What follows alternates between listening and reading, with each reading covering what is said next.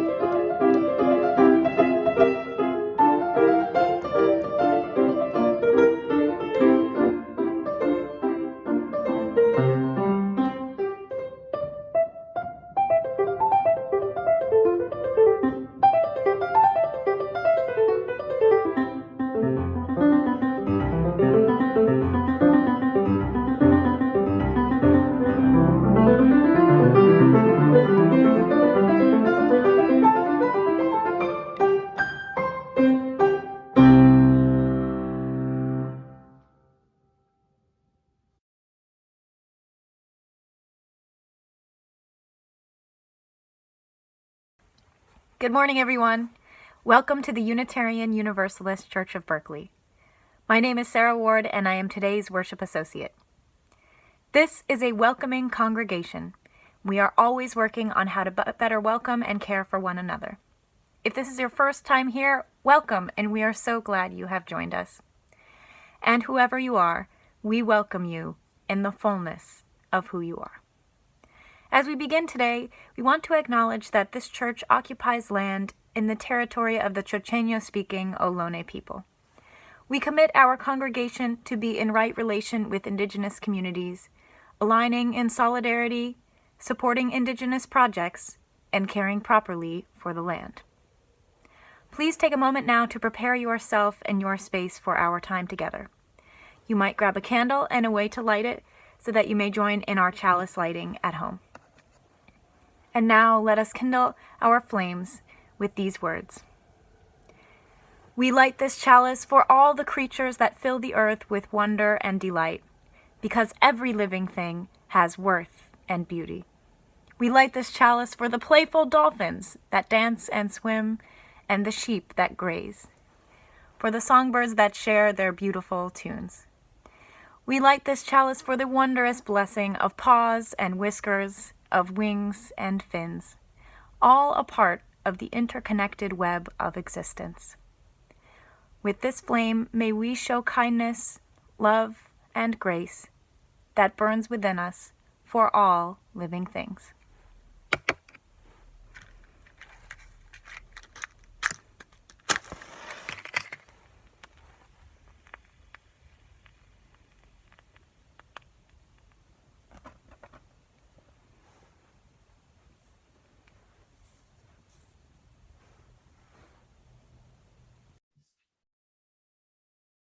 We also pause to remind ourselves of some of the foundations of resilience. We light a candle of courage, a candle for acts of service, a candle of fellowship, and a candle of hope. May we find and cultivate these in ourselves and in one another. Now, please join in singing our opening song, All Creatures of the Earth and Sky. The words will be on screen.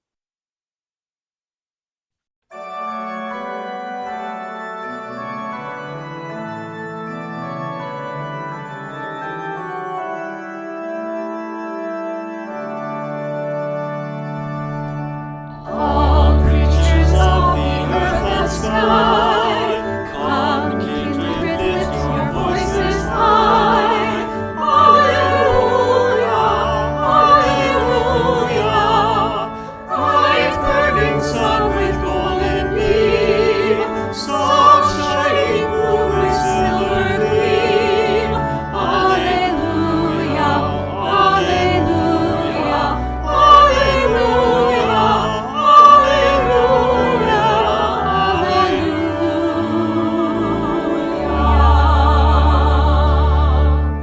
Embracing earth you day by day, bringing forth your blessings on our way. Alleluia, alleluia. All plants and fruits that richly grow, let them their glory also show. Alleluia, alleluia, alleluia, alleluia, alleluia.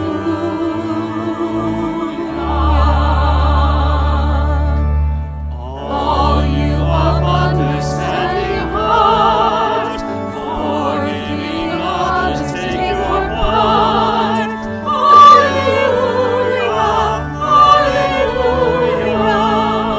Let all things know the Holy bless, and worship God in humbleness. Alleluia, alleluia, alleluia, alleluia, alleluia.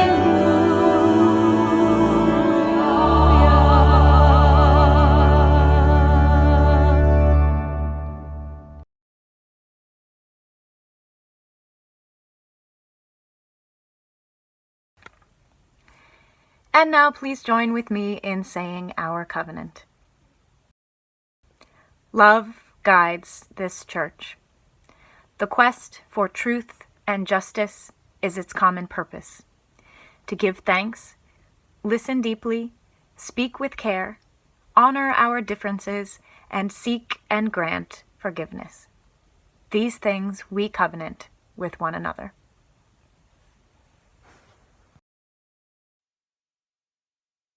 Farmer Dibble had a farm, E-I-E-I-O.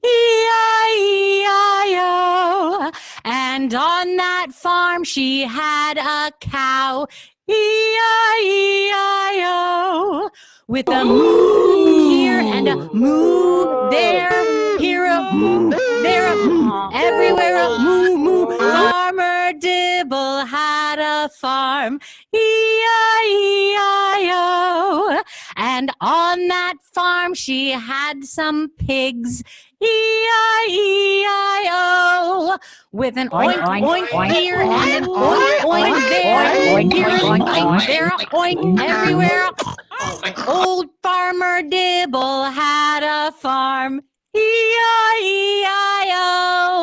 And on that farm she had some goats, E-I-E-I-O.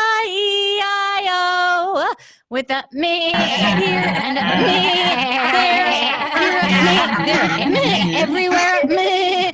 Farmer Dibble had a farm, E-I-E-I-O. And on that farm she had some chickens, E-I-E-I-O. With a here and a there, here, there, everywhere. Old Farmer Dibble had a farm, E-I-E-I-O.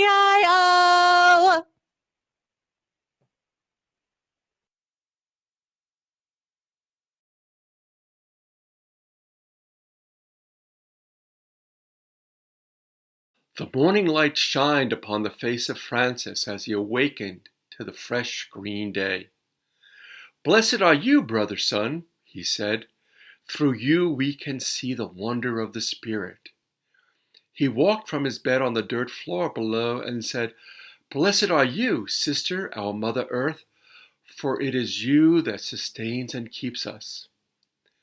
Francis lived a long time ago in a village called Assisi in Italy. His family was very rich, and he was supposed to work with his father, but he liked to go to parties and go out with friends to have fun. He dreamed of being a great knight and fighting wars for his king. One day, a neighboring village called Perugia attacked Assisi. Francis picked up his sword and fought off the attackers. He was taken prisoner. Since his father was rich, he was held for a ransom. He was in prison for 1 year before his ransom was paid. His time in prison made him very ill, and when he got out, he would walk about thinking about spiritual things. He realized that war was wrong and there must be something more to life. One day, he was walking and went into an abandoned church called San Damiano. He heard a voice say, "Francis, don't you see my house is broken? Go then and fix it for me." He sold all he had to get money to fix the church, and he began to clean it, mopping it and washing the walls. But the voice wanted Francis to fix the church on the inside of its members, in their heart and in their soul. The voice wanted Francis to return the church to the teachings of Jesus, who taught about living a simple life through devotion, poverty, and humility. For Francis, this meant that he should help the sick and serve the poor. He wanted to make the world a better place. In that time, there were many wars called crusades to fight the Muslim people over who could live in Jerusalem.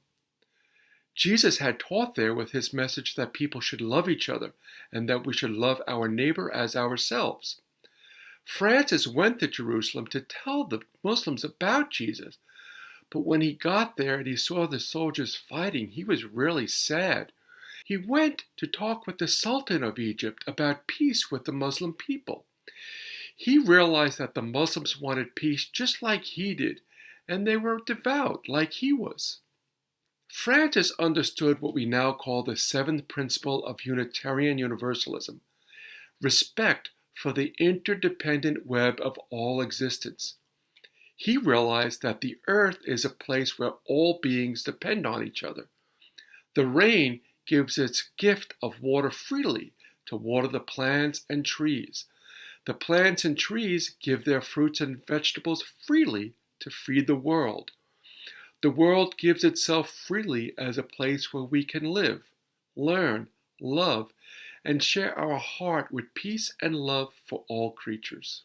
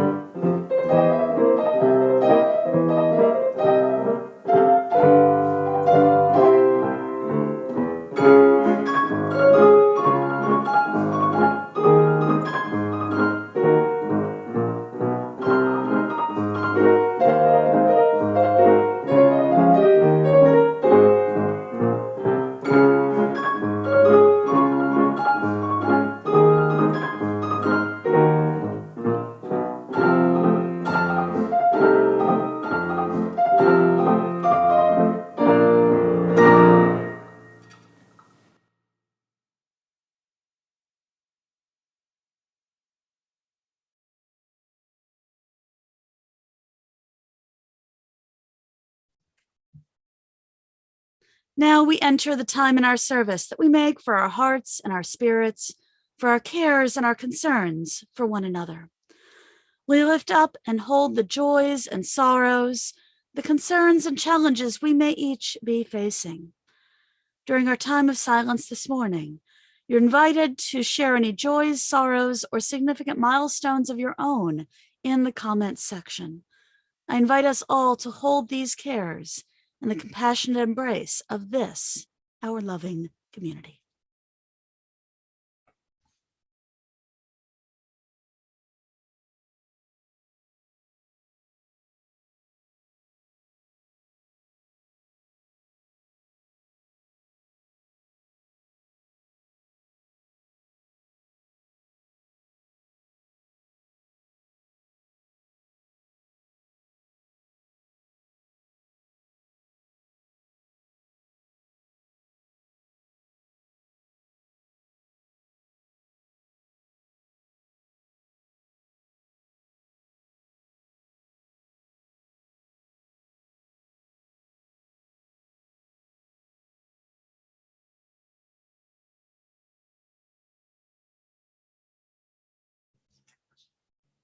I invite you to join in the spirit of meditation and reflection. If I were alone in the desert and feeling afraid, I would want a child to be with me, for then my fear would disappear and I would be made strong. This is what life in itself can do because it is so noble, so full of pleasure, so powerful. But if I could not have a child with me, I would at least like a living animal at my side to comfort me. Therefore, let those who bring about wonderful things in their big stories take an animal to help them. The life within an animal will give them strength in turn, for equality gives strength in all things and at all times.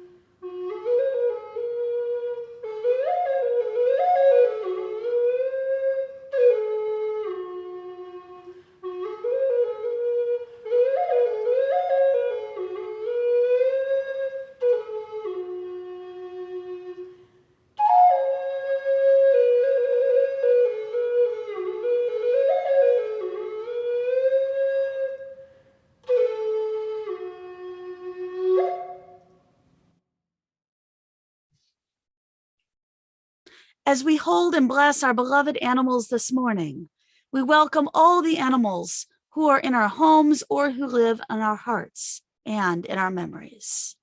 Please prepare yourselves for our slideshow.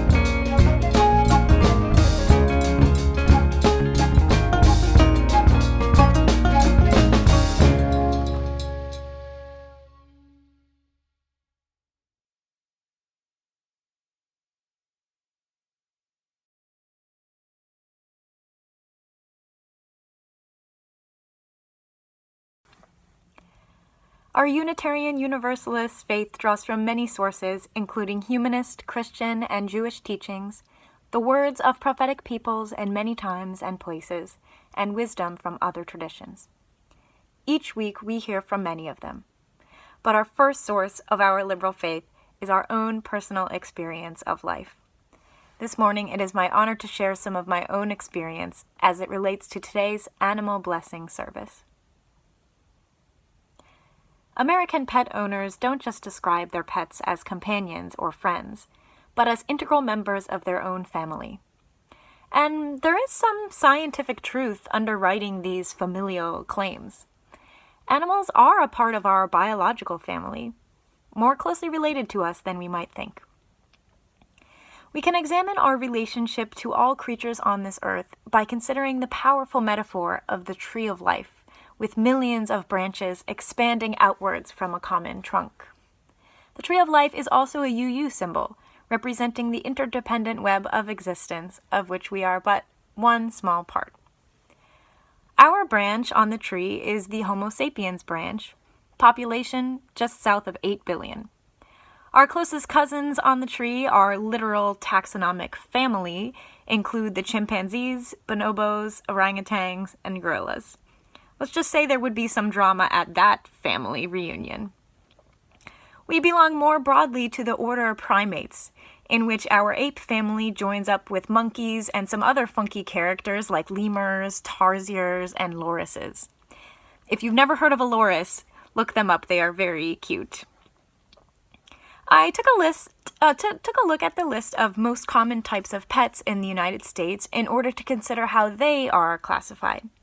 As you might expect in terms of popularity, dogs top the list, closely followed by cats. Dogs and cats are mammals like us, which put them in the same taxonomic class. They are not primates, but are in the mammalian order Carnivora, where they are joined by hyenas, raccoons, and even otters. We've got other mammalian cousins on the top 10 pet list, all the small furry pets like hamsters, gerbils, guinea pigs. These are in the mammalian order Rodentia. And horses, cared for by just 2% of Americans, are in order Perissodactyla, an order that includes hoofed mammals in which the horses are joined by zebras, rhinos, and tapirs. What about our non-mammalian pets? Most common of these are fish, and then birds, and then the reptiles, iguanas, geckos, snakes, all the pets children think it would be super cool to have. Fish, birds, and reptiles lie on yet more distant branches from ours on the tree of life, though our backbones give us powerful evidence of our shared ancestry with them. And what is the only invertebrate to crack the top 10 most popular American pet list? That would be the tarantula. So thinking about our place on the tree of life and all these cousins we have leads me to some strange reflections. For example, when I see people walking their dogs in my neighborhood, I just think about, in some ways, how odd and curious it is that there exists such a tight-knit relationship between these two mammals, one in order primates, the other in order Carnivora. Sometimes, I wonder if chimpanzees think it's weird that we're so close with dogs. Maybe they're even jealous, like, hey, I want to be best friends with a family of carnivores too. Maybe I'll try to see if I can find some walruses and ask if they'd be down. But even if chimpanzees were to try to domesticate some carnivores, it would take them quite a while to catch up to our species' mutually intertwined relationship with dogs. Dogs were by far the first animal domesticated by Homo sapiens. This domestication from wolves occurred even before the agricultural revolution, so even before there were domesticated cows or pigs or sheep. In one archaeological find, a 12,000-year-old tomb in northern Israel contains the skeleton of a 50-year-old woman next to the skeleton of a puppy. The puppy was buried close to the woman's head, and her left hand is resting on the dog in a way that indicates an emotional connection. Dogs were first used by our species for hunting, or possibly as an alarm system against wild beasts. But with the passing of generations, the two species co-evolved to communicate very well with each other. And so a 15,000-year-old bond has yielded an incredibly deep understanding and affection between humans and dogs, more so than between humans and any other animal. And although our particular friendship with the carnivores runs deep, it is still just the briefest of acquaintances in the grand scheme of things. Consider that horseshoe crabs, as a species, have been around on Earth at least 1,000 times longer than us humans have. And even though humans are so young as a species, we have left a disproportionate mark on the tree of life. For being just one tiny branch hanging off the primate trunk next to the chimpanzees, we hold the power to shape the tree of life to our will, burning branches into extinction or proliferating them to suit our needs. But from a strictly evolutionary perspective, our branch is no different from any other. On the younger side, perhaps, but still shaped by the same evolutionary forces, subject to the same environmental pressures, and just trying to make our way on this fragile planet. And in some cases, we are even co-evolving with other branches. And this is likely the case for our Canis familiaris friends. For just as we coaxed many breeds of dogs into existence to suit our needs and feelings, they too learned to train us into meeting their physiological and emotional needs. Such is the deep and interdependent evolutionary link between us and our pets. Our consideration of our pets and our relationship to them, as with many things, should serve to humble us and return our awareness to our place in the great family of things.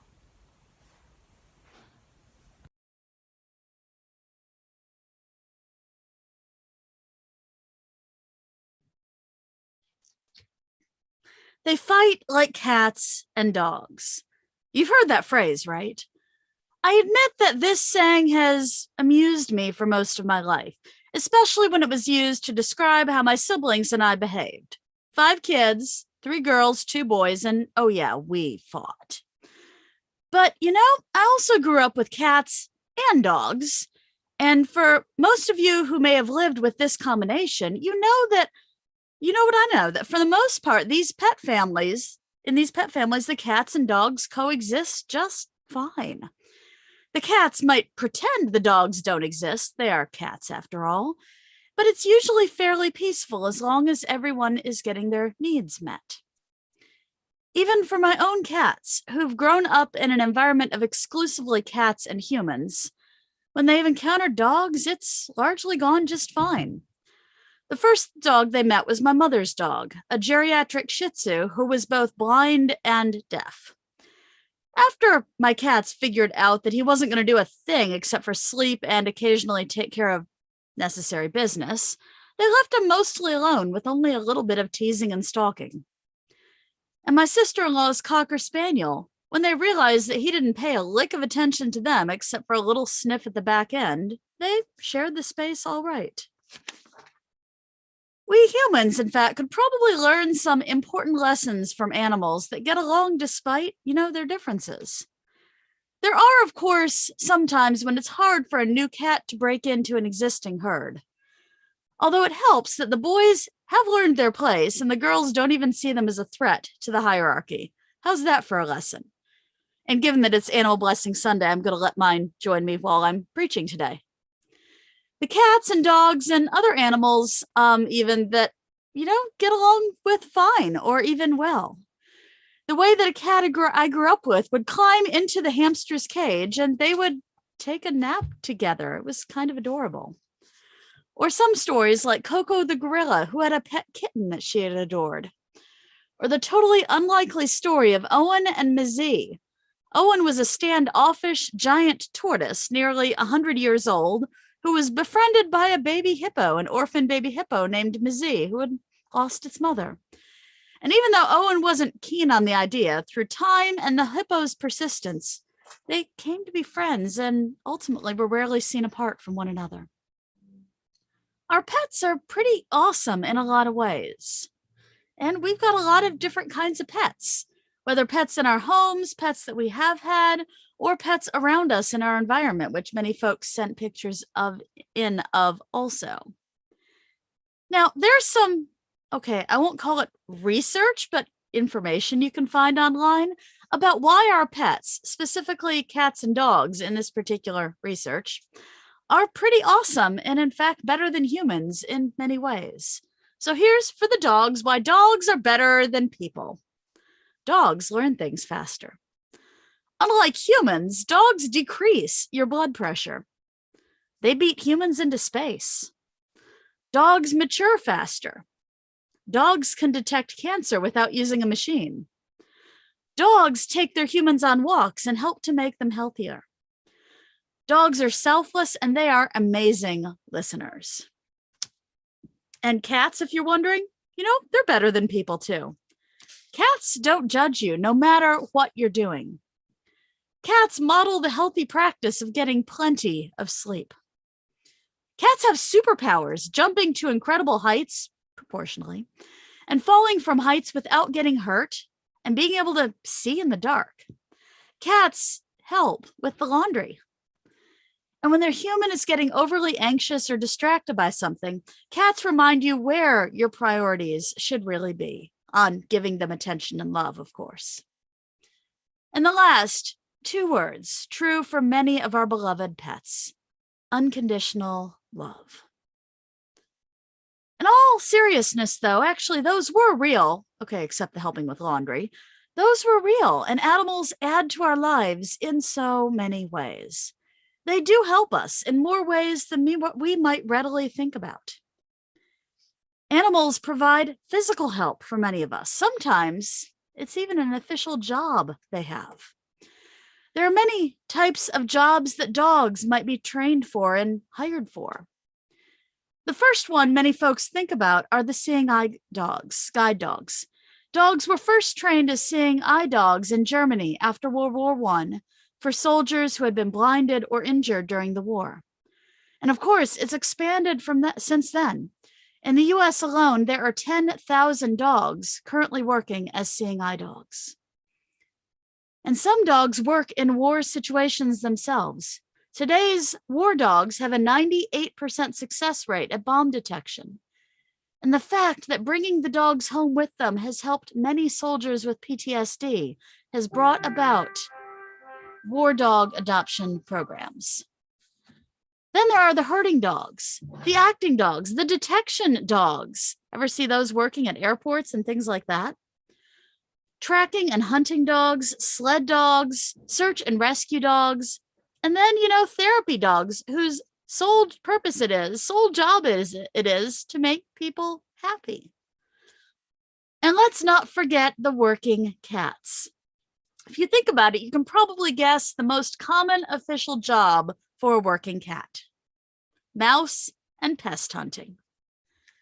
And there are now official working cat programs that work to get cats out of shelters as an alternative to euthanasia, and to adopt the less social ones out to hunt in places like warehouses in exchange for food and shelter. And our beloved pets not only help us in physical ways, but they help us physically too. Oxytocin levels can rise after interacting with a pet.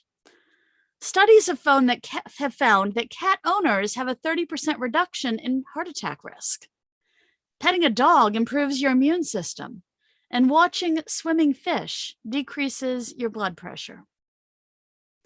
Actually, I'd claim that watching fish does a lot of things. When my daughter was about 3 years old, we lived in Cape Town, South Africa for about a month and a half. Now, Cape Town is not far from where the Atlantic and Indian Oceans meet, and they had an incredible aquarium there with aquatic life from both oceans. But there was one room in particular that I remember.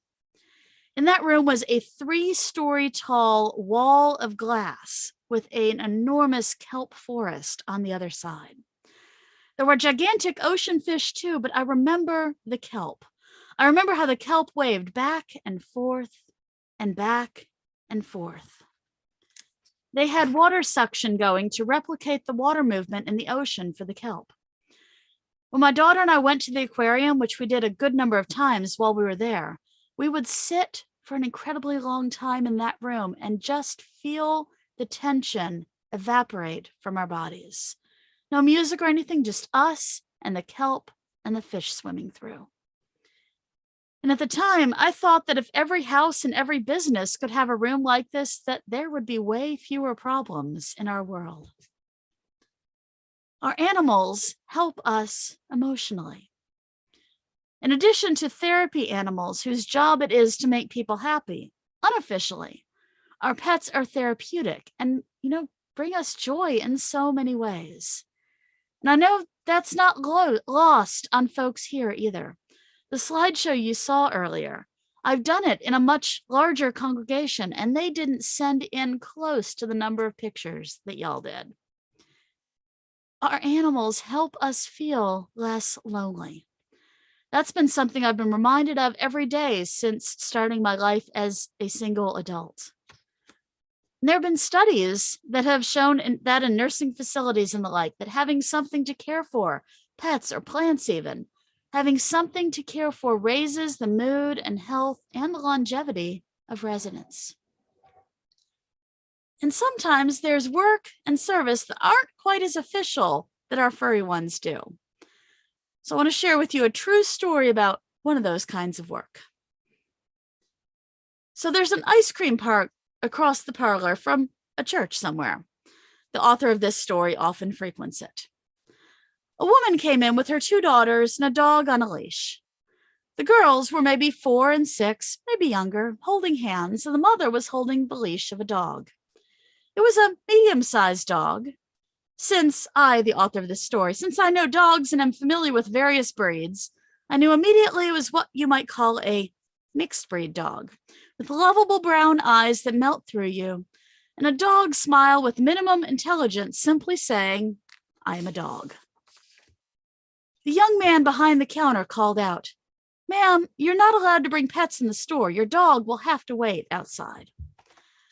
The woman answered without missing a beat, "Well, he's a service dog." The girls enthusiastically shook their heads in agreement. "And he's on duty." Everyone in the store looked at the dog.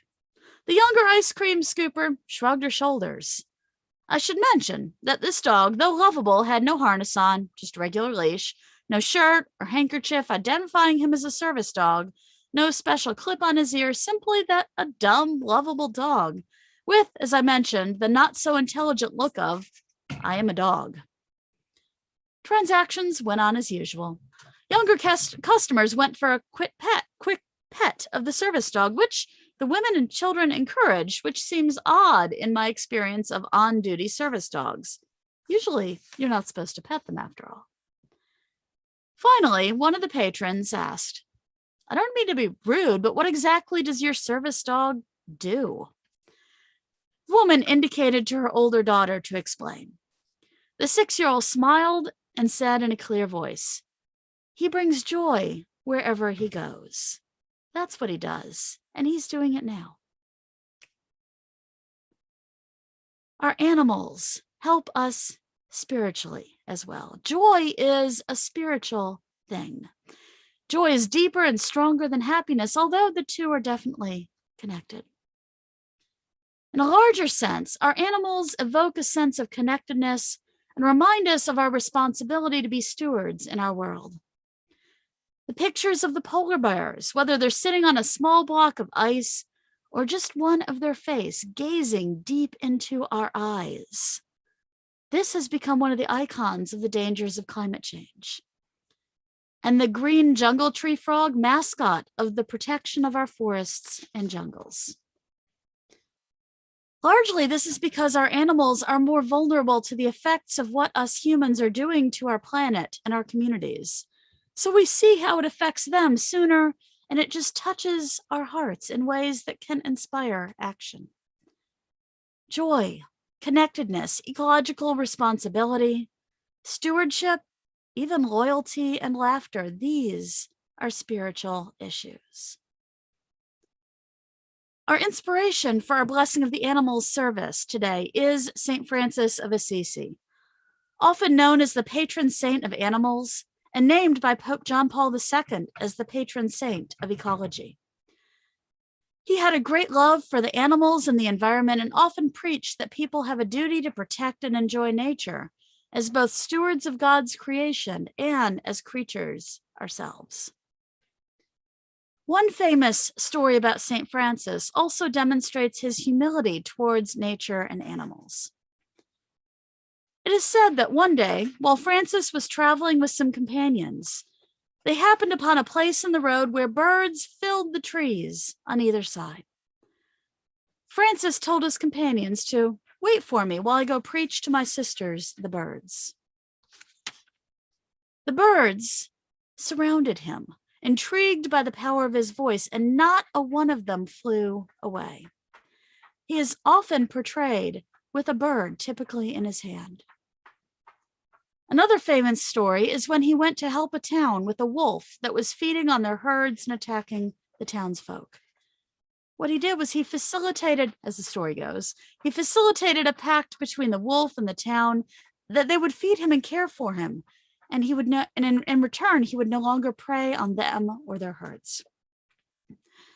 Many religious communities hold animal blessings this time of the year in honor of St. Francis of Assisi and in honor of our beloved pets.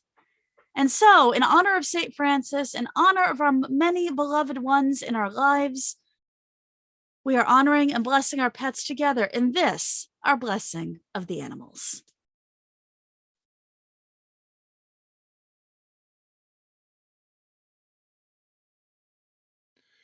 Now prepare yourself for our animal blessing. I invite you to share in the comments section the names of any animals you are blessing today. Place your hand on your heart as we read our blessing together. We share the earth with the animals. We celebrate who they are and all they give to this world. We promise to take care of the animals. We promise to offer our hands only in love and service. We pledge to be kind to all the animals we know.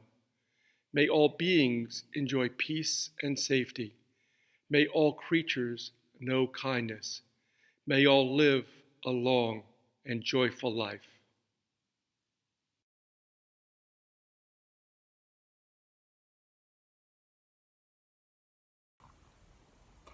As we commit together to make this a loving community, we take time to remember that UUCB needs our gifts and support. We invite you now to make an offering.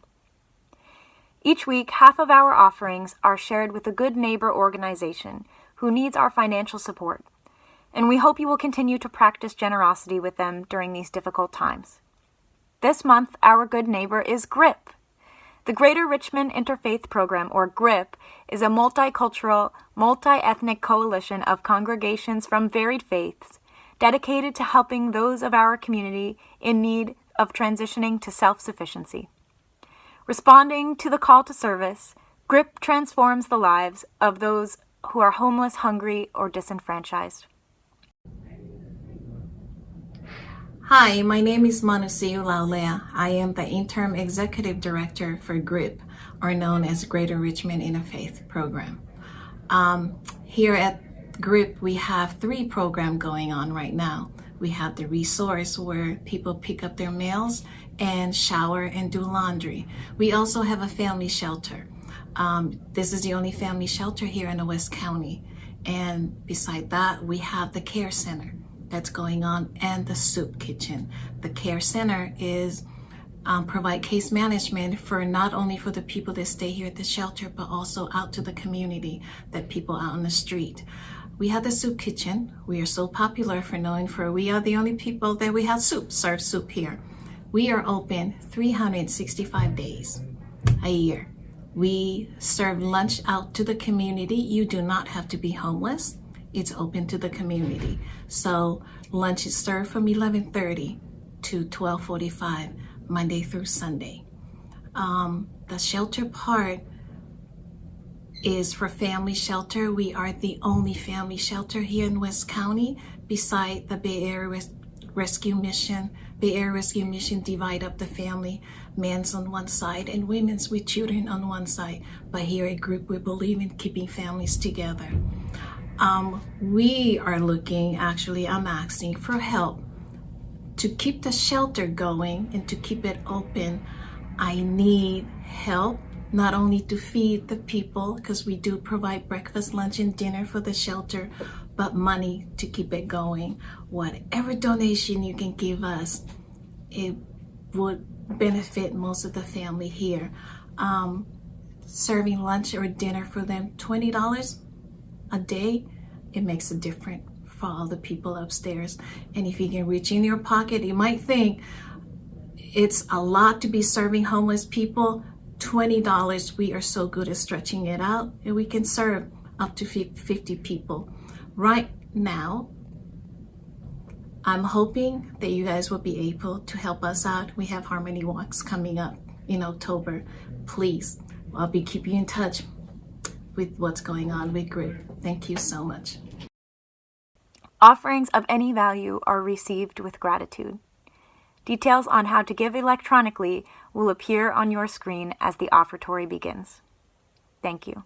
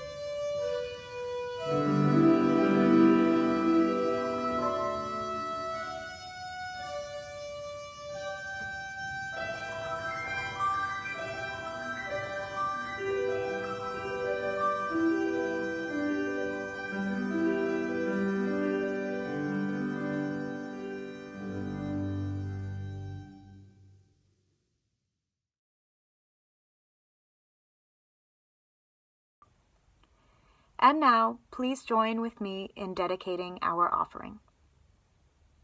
We dedicate our offering and ourselves to the mission of this congregation, to create loving community, inspire spiritual growth, and encourage lives of integrity, joy, and service.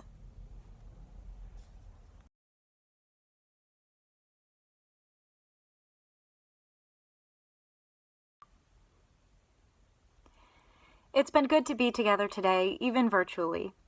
I'd like to remind you to check out all of the things that are available in our congregation, even during the pandemic, by exploring our website, uucb.org. There you can find a link in the News tab to The Week Ahead, our weekly email newsletter, which includes a list of upcoming activities, announcements, and contact information. Here are just a few things to note.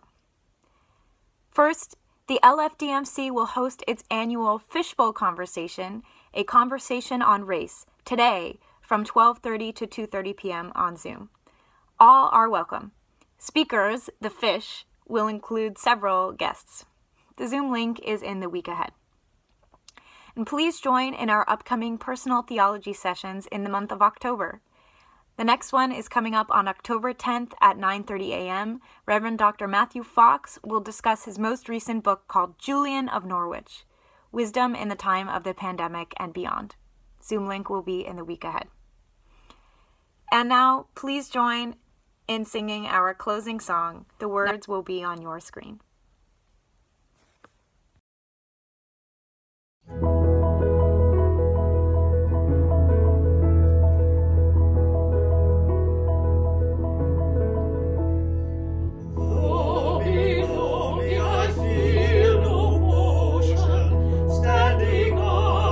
Mountains and plains, far away from the rolling ocean, still my mind and heart can say, I've been sailing all my life now, never harbor or port have I known. The wide universe is the ocean I travel, and the earth is my blue boat home.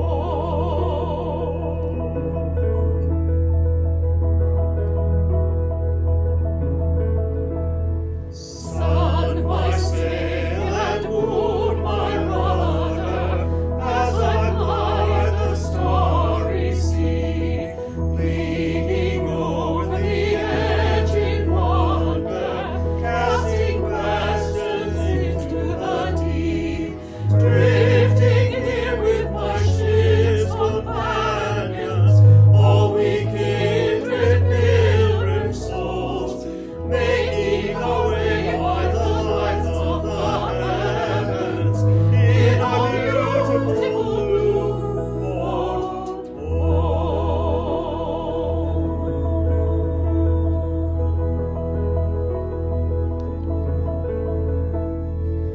I give thanks to the waves upholding me, hail the great winds urging me on, greet the infinite sea before me, sing the sky my sailor's song.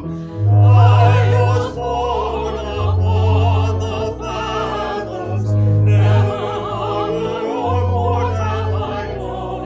The wide universe is the ocean I travel, and the earth is my blue boat home.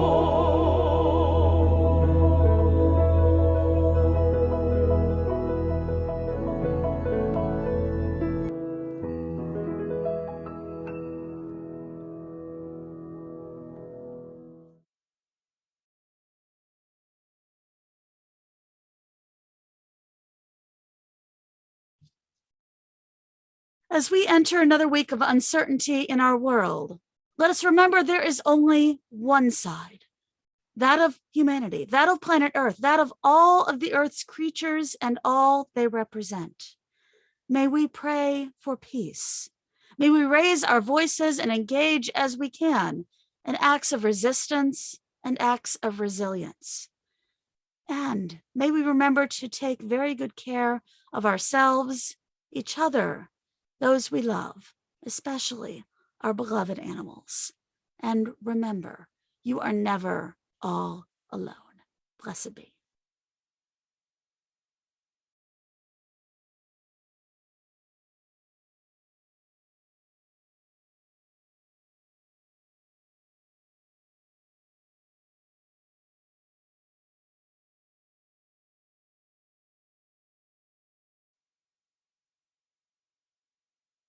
Dizzy fingers.